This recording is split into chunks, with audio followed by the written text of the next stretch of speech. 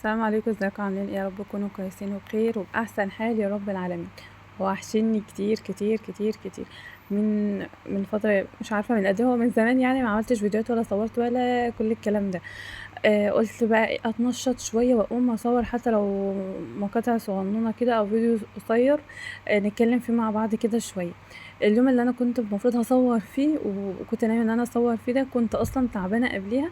وبعدين قلت ايه، طب خلاص انا اقوم امسك نفسي شويه واتشجع وان انا اقوم اصور. زي ما انتم شايفين الدنيا يعني ايه كانت متكركبه شويه، وكنت بحاول بقى ان انا اعمل الغدا، وكان في هدوم في الغساله والحاجات دي، فقلت هيبقى في نشاط كتير ان انا اقوم.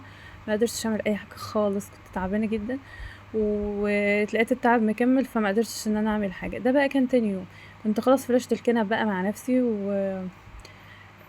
ده كان يعني تلميعة يومية مش أسبوعية ولا حاجة. التلميعة الأسبوعية بتاعتي كنت عملتها قبلها، قبل ما أتعب يعني. ففي الصيف ان احنا المفروض ان احنا بقى بنبقى فرشين حاجات بسيطة وحاجات خفيفة. بنشيل بقى وبنلمع كل يوم يوم ويوم على حسب ما بنقدر، على حسب ما بيكون يعني ايه احنا بنفتح وكده، فالجو بيبقى تراب. وكمان بتحس ان انت لما بتلمعي كده البيت بيطرى شوية.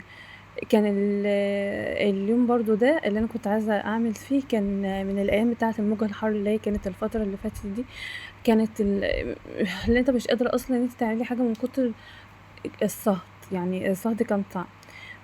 فاليوم بقى اللي انا صورت فيه ده كان الجو بدأ اللي هو يهدى شوية. هو حر يعني الحر اللي انت ممكن تحس ان انت عارف تاخدي نفسك فيه شوية، لكن كانت الموجة دي كانت صعبة شويتين.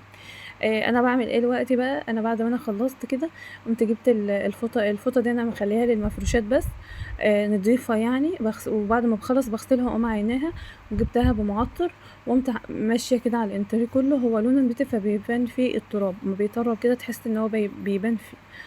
فانا عديت عليه كله كده بعملها، يعني ما بحس ان هو مطرب. مش هقولك بقى ان كل يوم كل اسبوع لا، انا بحس ان هو بس بدا يطرب بقوم انا عامله الحركه ده، بتكملش معايا دقيقتين منه، بيخلي ريحه الصلاه كلها جميله وحلوه كده. بحط اللي هو معطر الاقمشه بتاع فريده، مش عارفه اسمه نسيم الجبال او حاجه، مش فاكره اسمه ايه بالظبط. هو الازرق ده. شويه معطر على الفوطه، واقوم ماشيه كده على كل اللي هي الاخرام الصغنونه دي، على ظهر الكنبة. آه، الظهر الانتريه كله بيبقى فل وريحته حلوة، ولو في ترابة بيلمع كده، حاجة كده على السريع. والحافظة كنت حاسة ان كأن حاجة واقعة وملطشة فيها، وانا كنت لسه فرشاها قبلها بيوم، بس كنت لسه فرشاها. وقمت برضو جيت بالفوطة كده وقمت ملمعاها. انا بكنس بالمقشة العادية مش بالمكنسة، لان انا فرشة الحافظة بس مش فرشة تحتها سجاد، فالحافظة خفيفة. هي لولا محطوطة تحت رجلين الانتريه كانت اتحركت يعني. النوع الحافظات ده مش بديل سجاد الحافظات العادية، فبتتحرك معاكي. فلو انا غسلتها جيت اكنسها بالمكنسة، قوة الشفط بتاع المكنسة بتحركها فبتعرفش تكنسها اصلا، فبعملها بالمقش عادي. وبقوم لفة كده لفة سريعة على الازاز اللي هو لو عدى يوم وتيجي تمسحي عليه كده تلاقي ايدك بتعلم كأنك سايبة البيت من مدة. فبفوطه سريعه كده بعدي برضو عليه. انا ما بعملش بالملمع الازاز غير لو كان معدي مثلا شويه، حسيت ان في حاجه متوسخه مش هتنضف غير بالجرانسه، غير كده لا. انا بحس بالعكس، لما بعمل بيه هو مش بيلمع، وبضطر ان انا يوم اما المع بيه تاني يوم استنى بقى خلاص لما انا لمعت بيها، وتاني يوم اقوم عايده على الازاز كله والمرايات والكلام ده كله، حاسه ان هي نضفت مش من اول يوم بالجنس، لا من تاني يوم. اللي انا وريها لكم ده الكوبش بتاعت الستاير. انا شلت الستاير الاسبوع اللي فات كده وشطفتها وقلت هفرشها بقى تاني. جيت لقيت ان انا بفتح كل يوم، والستاير برضو هتتطرب تاني. وانت طول ما انت يعني انا مفتحه، فببقى لمهم على جنب، هما بيتطربوا، هما ملمومين على جنب مش مفروشين ولا حاجه. و... اللي هو البرقع محطوط، فمش مبين يعني ان انا محتاجه ان الستاره مش شايله او محتاجاها، او المكان باين ان هو قرع والكلام ده لا. فقلت خلاص انا كسلت ان انا افرشها عشان ما تتطربش تاني، وقلت اما الجو بس يهدى شويه على الدراسه ممكن ابقى افرشها تاني، او استنى ادخل الشتا، والله مش عارفه لسه. ده انا بقول لكم ان انا شلت الستاره، مش هركبها يعني، عشان انا بفتح الشباك وبفتح وكده، فمش عايزه ان انا افرشها الوقت تاني. ده خلاص بقى، كان الجنب ده خلاص اتلمع. ما عملتش بقى النجف، لان زي ما قلت لك انا كنت عامله التنظيف الاسبوعي قبلها بيومين 3، يومين او 3.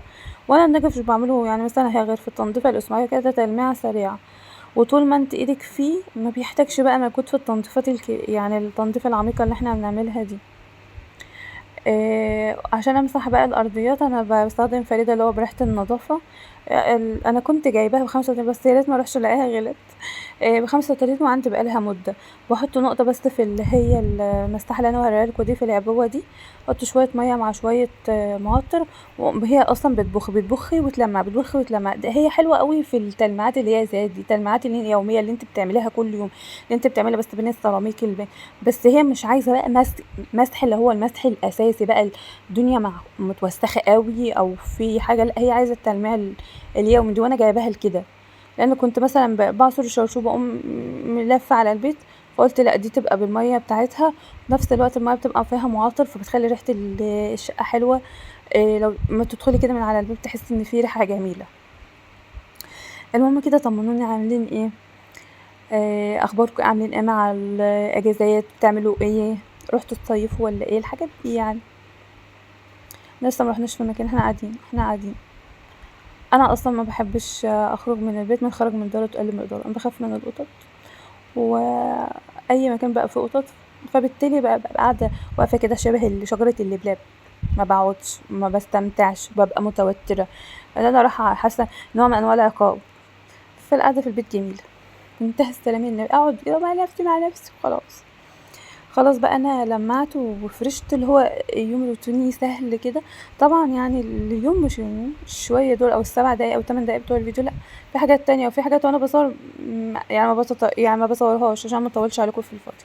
كنت في اليوم ده هعمل سندوتشات كبده وقطعتها، شوفوا دلوقتي انا قطعتها وتبلتها، وكنت خلاص بقى ان انا ومرضتش ان انا منتج الفيديو. بعد ما صورت قلت خلاص بقى انا هكمل، اما اكمل الفيديو وهقوم امنتجه. ما صورتش بعدين، يعني سويتها كده على السريع وعملت سندوتشات ما صورتش بقى، ما كملتش بقى التصوير. انا قطعتها وحطيت عليها بصل وفلفل وخلطة الكبدة بتاعت مايو اللي هتشوفوها دلوقتي وانا بعملها. حتى في حاجات والله ببقى عايزة اصورها وانا بعمل الشغل وكده، برضو ما مش بقدر في الحر اللي هو عايزة انجز، عايزة اخلص عشان اخرج من المطبخ درجة الحرارة في 900، رغم ان الشفاط شغال والبلكونة مفتوحة، بس طبعا ببقى صهد مع الفرن وكده، فالموضوع مش عارف، او انا بقيت فعلا كسل ان انا اصور واسجل الصوت او اعمل فيديوهات. ما مش عارفة، عشان عندي شغف تقريبا. او زي ما قلت لكم حطيت البصل وحط الفلفل وخلطة الكبدة بتاعت مايوي. انا من سنين بجيب خلطة الكبدة بتاعت مايوي وبتقعد عندي مدة.